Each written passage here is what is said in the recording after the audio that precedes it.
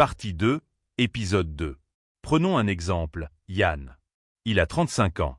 Toujours discret, toujours méfiant. Chaque fois qu'il entame une relation, il est enthousiaste. Puis, progressivement, il s'éloigne. Il ne comprend pas pourquoi. Jusqu'au jour où, après une rupture, il entame une thérapie.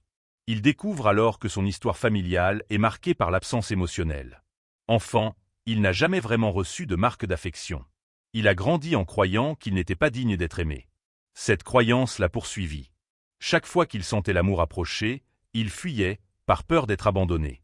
Aujourd'hui, Yann ne fuit plus. Il a compris son schéma. Et cela change tout. La vérité, c'est que tant qu'on ne prend pas conscience de ses blessures, on les rejoue. Encore et encore. Dans chaque relation. Comme un disque rayé. On attire inconsciemment des partenaires qui viennent réveiller nos douleurs. Et on confond ces relations douloureuses avec l'amour, simplement parce qu'elles nous sont familières.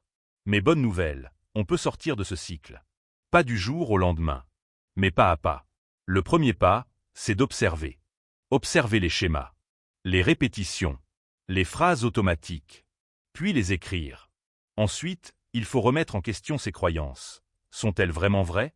Qui m'a fait croire ça? Pourquoi je continue à le penser? Puis vient le moment de les remplacer. Par des affirmations simples mais puissantes. Je mérite l'amour. Je suis suffisant, tel le que je suis. Je n'ai pas besoin d'être parfait, pour être aimé, Ce travail intérieur, c'est un acte d'amour envers soi. C'est accepter ses failles, ses blessures, et décider de ne plus les laisser diriger sa vie.